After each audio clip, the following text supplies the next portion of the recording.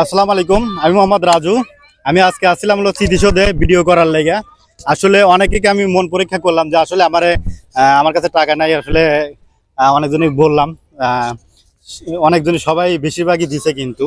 আর আমরা কিন্তু real video করছি, অরিজিনালি যারা আহ, আমার ক্যামেরাম্যান ছিল যে সুমন, ও কিন্তু পিছে ছিল।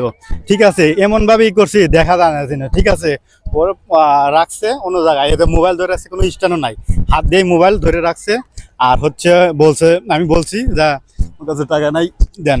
পরে আসলে প্রত্যেকটা ভিডিও কিন্তু আমার রিয়েল, আগে থেকে কিন্তু বলা হয় নাই যে আপনার সাথে ভিডিও করুন, আপনার এরকম বলুন আমার কাছে টাকা নাই, দেন। এরকম অনেক ইউটিউবাররা কিন্তু দেখায় ক্যামেরা সামনে, কিন্তু আমি কিন্তু দেখাই না, আমার ক্যামেরা ফাঁকে ছিল। ঠিক আছে, সবাই আমার ভিডিওটা অবশ্যই করবেন, ফলো করে সাথে থাকবেন।